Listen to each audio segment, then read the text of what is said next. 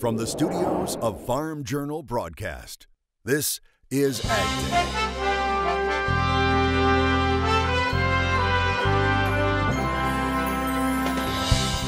Coming up on AgDay. A little happiness goes a long ways. His story going viral. One farmer talks with us about a chance encounter that is touching so many hearts. And how much methane can one cow produce? The strange but true way scientists uncovered the answer.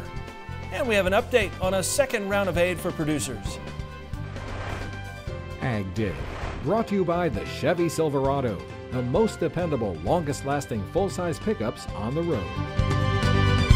Good morning, I'm Clinton Griffiths. Our top story, there is now no plan to extend aid to farmers in 2019. That announcement coming from Ag Secretary Sonny Perdue. In July, the administration said it would deliver $12 billion in trade aid to farmers caught up in that trade war with China. Now, farmers were able to apply for that first round of aid last month. This was put upon farmers after they made planting decisions for 2018. So the market will equilibrate over a period of time, and farmers will look at the markets and make their marketing and planning decisions the way they always do. So there's not an expected or anticipated market facilitation program for 2019. Perdue did confirm the second round of aid payments will be coming in December. Dairy groups are asking for more trade aid. The dairy lobby basing its case on recent studies, estimating milk producers could lose upward of $1 billion in income this year alone. Milk leaders met with officials from USDA and the Office of Management and Budget to present the findings. The Texas A&M University study also estimated big losses this year, upwards of $2.8 billion. But that's based on the assumption all U.S. dairy exports to China and cheese exports to Mexico would be lost. China-owned Smithfield Foods could be getting federal money due to the trade war with China. The Washington Post reporting the company is eligible for payments as part of the $12 billion aid package for farmers. Now, Smithfield Foods, which is based in Virginia, declined to say whether it is applied. The company did point out it is still a U.S.-based company employing thousands of people in the U.S. JBS of Brazil may also be eligible for aid. We told you over the summer about the Department of Agriculture's trade mitigation plan. It also announced it would be buying up to $1.2 billion worth of surplus food. That food would then be distributed to food banks across the country.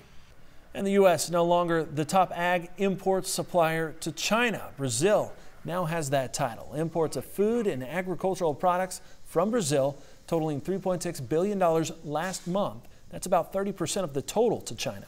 Imports from the U.S. were $625 million, or a 5% share. Now, Brazil is also China's top meat import supplier. In September, Brazil supplied 28% of meat imports, while the U.S. supplied just 2%.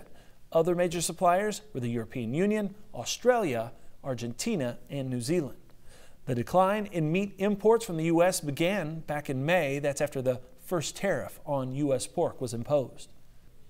And it's been a slow start for U.S. soybean exports. The American Farm Bureau Federation reporting China is sitting on a large domestic stockpile. Also, the Brazilian harvest is now just a few months away, while the U.S. has shipped only 7.4 million bushels of soybeans to China so far this season. That's, get this, a 97% drop from the same time last year. That's when the U.S. shipped 239 million bushels.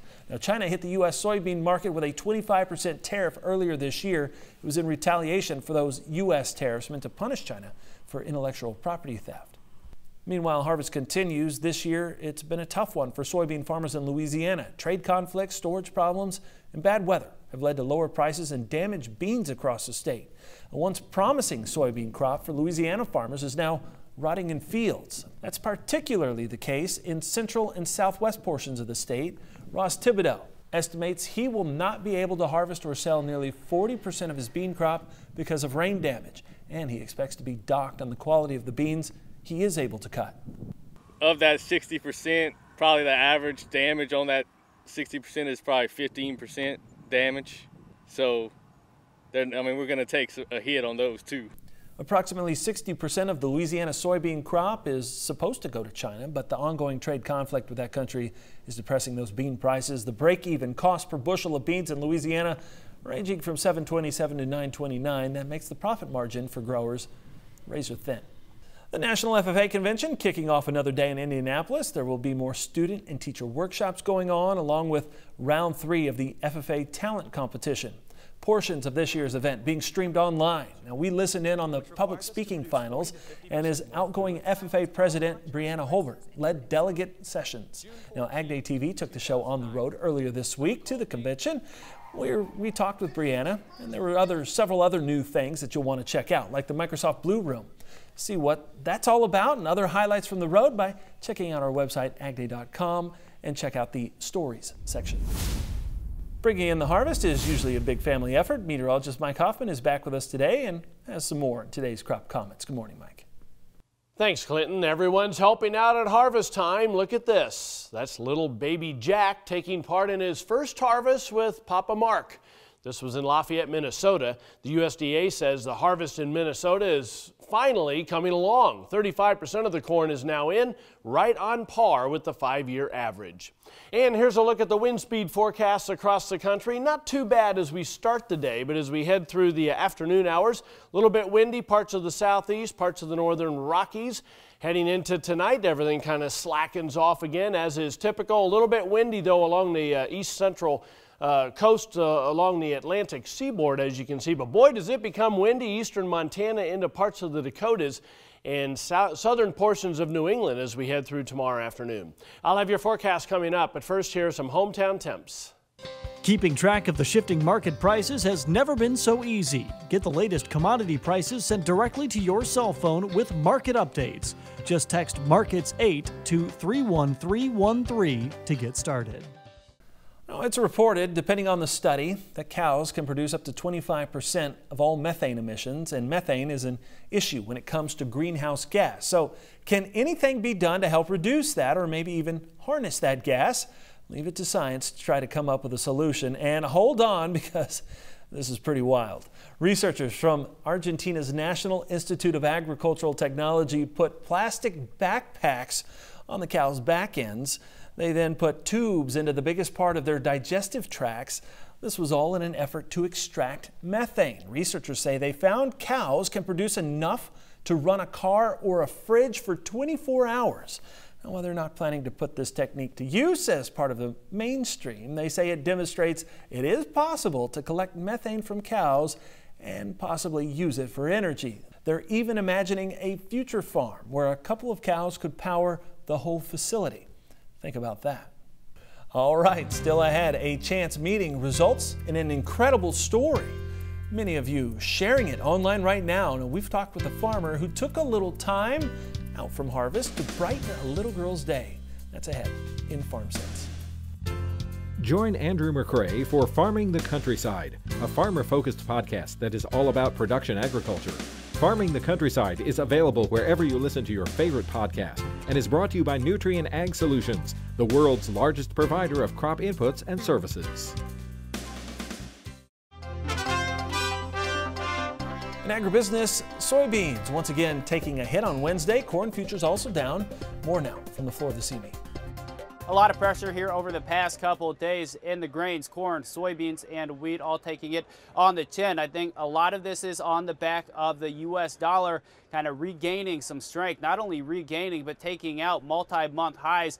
Potential double top with the August highs to be determined, but we're keeping a very close eye on that. If it continues to break out, it will be a headwind for grains going forward. We are seeing the cattle market give back some gains. We've got some calls from clients. Why is the market trading lower today? Well, my question back to them is why not? We've basically traded 117.35 for 10 consecutive sessions now. So trading in a range, I think, presents a lot of opportunities. You got to take what the market gives you. As far as the cash market goes, not a whole lot of developments. I know some people were looking for higher cash trade this week, up to 114, which would kind of blow out the door. So the expectations early in the week set the bar high, which makes it easy to disappoint. And I think that's also playing into a role today on why we're seeing the weakness here today. Lean hogs have been all over the place here over the past week.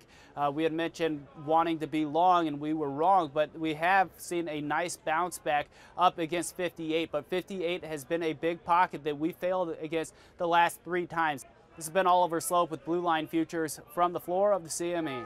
Besides trade with China, trade with the European Union also a focus right now. Tyne Morgan talked with Jason Lusk about some of the sticking points. Here now with Jason Lusk of Purdue University. Jason, last week we heard that the U.S. Trade Representative's office sent a letter to Congress notifying that we were entering official trade talks with 3 major areas: Japan, the European Union, as well as the United Kingdom. However, Jason, when it comes to the European Union, I've heard of a lot of folks in agriculture concerned because of the European Union's stance on GMOs and, only going organic, that maybe that would perform as a barrier to some of our trade with the EU. Is that a true concern? It is. It's been for example, in beef, it's been a concern for a long time. Since the 80s, they've prohibited U.S. imports of beef, mainly from growth promoting reasons, but has always been a question: was this really some kind of safety concern, or is it a trade barrier of some sort? And again, now we've got this issue with genetically engineered crops, and now layered on top of that are new barriers they've thrown up with regard to gene edited crops. Yeah, so talk about that stance on gene editing. What kind of precedent does that set? Right. Their decision has basically been to treat gene edited crops the same as genetically engineered crops. And so, I think the precedent sets is one where there's going to be less innovation in the European Union, and again, it's going to be more difficult for us to adopt traits if we want to trade with the European Union, and I think that's going to be a real challenge. How long do you think, though, that the EU can continue this stance? How long can it be this idea that we're not going to allow gene editing, we're only going to allow certain kind of crops, certain kind of beef? How long can that last before, they kind of really do need to open up the doors to some of that as far as demand goes? I think the answer is largely going to be on the technology side. Once some technologies come along that say that improve nitrogen use efficiency or really provide some real tangible end consumer benefits, and the European consumer says, hey, why don't we have non-browning avocados, for example? When those things start to come along, I think that's when you might start seeing some change. All right, so how long do you think that happens? I mean, because we're so far in one camp now, how easy is it to come back, Jason? Yeah, it's not going to be next year. So, I think this is a multi-year process, and because the technology itself is still coming along and emerging, so it could take several years. But what crop or commodity do you think that performs the biggest barrier on when it comes to exports into the EU? Well, we still export a lot of soybeans to the European Union. A lot of that's for animal feed, and so the challenge there is on their labeling initiative that prevents us from importing for food grade commodities. So that's, I think, an area to sort of look at. All right, Jason, thank you so much Thanks, for joining us. We need to take a quick break, and then we'll have much more right here on AgDay.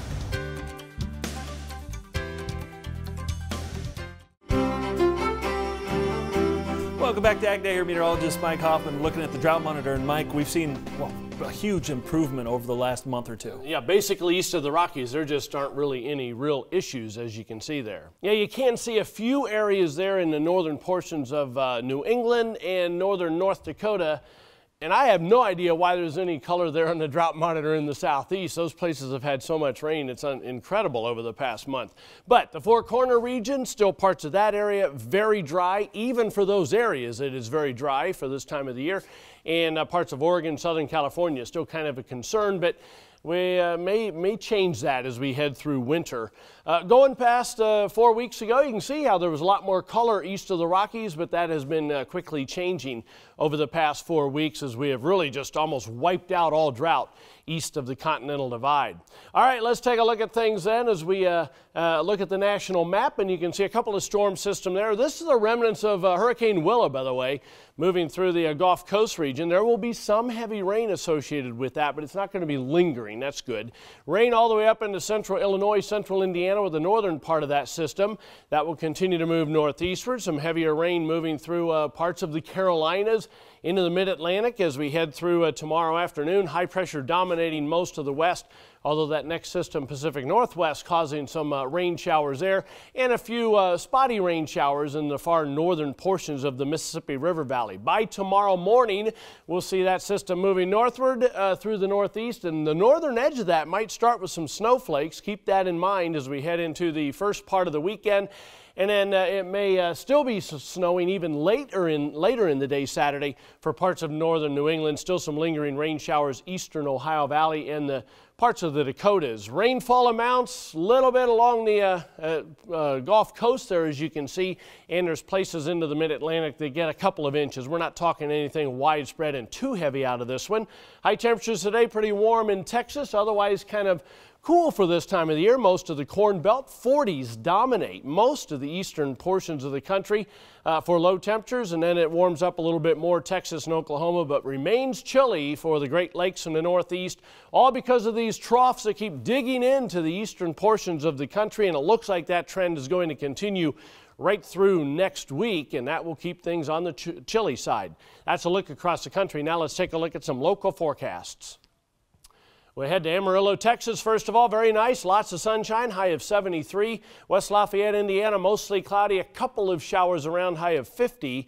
And Portland, Maine, good deal of sunshine on the chilly side, high around 47. Ask any farmer about tilling and you're in for a debate. But it's what you do with that soil, regardless of whether you till, that could make all the difference. Farm Journal College coming up next. To till or no till continues to be a question, but as Phil Needham tells us in this week's Farm Journal College, it all comes down to one thing. Sure, so it would obviously depend on how long the field has been in no-till. If you're talking about a field that's been in conventional tillage for many years, year one, especially if it's wheat into corn stalks, no-till, which is what we got right here. Sure. Okay? Yeah. This grower was using RTK. He planted his corn with RTK, then he planted his wheat with RTK, and we split the middles on 7.5-inch rows, which puts the corn rows between the wheat rows, which really helps with stand uniformity. Sure. But whenever you no-till wheat into corn stalks, there's going to be a significant amount of immobilization. So basically some of the applied nitrogen and soil nitrogen is going to be mopped up in the breakdown process of the residue. So almost always, if we're planting wheat into corn stalks, no-till compared to conventional tillage, you're looking at applying 20, 25, approximately more pounds of nitrogen in many environments compared to conventional till. So growers need to be aware of the fact, because of this immobilization of nitrogen in no-till, the early years of no-till are going to require more nitrogen. Now as we get into the longer term no-till system, 3-5 years in approximately, there's lots of good research to show that nitrogen levels stabilize and begin to reduce. Not just nitrogen, but other nutrients also. Coming up, we share a little love and harvest time. One farmer's chance encounter that is going viral in this week's Farm Sense. In the Country, sponsored by Kubota. Tractors, hay tools, utility vehicles, mowers, and more. Visit KubotaUSA.com today. A new poll this week found that more than 8 in 10 Americans think the country is greatly divided about important values, and nearly 40% think things will get worse. That doesn't leave you encouraged about the state of our nation's affairs. And people, are they really that divided, or are we still capable of finding a way to love our fellow man or woman regardless of politics? I suppose I've been encouraged this week by several harvest posts on social media. There's, some challenges with down corn and down beans. And meet Jeff Ditzenberger from Wisconsin. We're getting her done, and that's what matters. And we've got a hungry nation to feed, and we're stepping up to the challenge. He shared a story on Facebook earlier this week after he noticed a car watching him in the field. And I kept glancing over, and I saw that they were still there. And of course, with today's society, you sometimes kind of wonder. I actually even said to the guy that I farm with and a couple of the guys that run carts and stuff, I said, I'm about ready to get one of those signs on the window that says driver carries no cash. But then he noticed 3 sets of little eyes glued to the window. The kids visiting from Florida had never seen a combine running. Jeff offered to take them for a ride. And I like kids. I like kids better than adults for the most part, because they don't hold grudges and they forgive pretty easily, and they're sometimes brutally honest. The boys jumped right in, their sister more reserved. Jeff noticed a birthmark on her face and a timidity in her answers. During the ride, the brother said she gets picked on at school. Jeff was able to coax her into the cab and made sure she got to drive while beaming from ear to ear. From that little girl, and just to walk up to her brothers and just as sassy as can be and say, ha, girls can farm too, Yeah, it's definitely changed my week anyways, for that matter. That 30 minutes might have just been the most valuable time in his entire day. Farming right now is tough. I mean, you know this, and the people that we're talking to know this, but there's hope out there. With everything going on in the world and in the nation and stuff, a little happiness goes a long ways. Well said. Thanks, Jeff. Now, Jeff doesn't know the family. In fact, he didn't even get their names. We've put a link to his entire Facebook post on agday.com. If you'd like to give it a read, believe me, it's well worth it. That's all the time we've had this morning. We're sure glad you tuned in. From all of us here at AgDay, I'm Clinton Griffiths. Have a great day.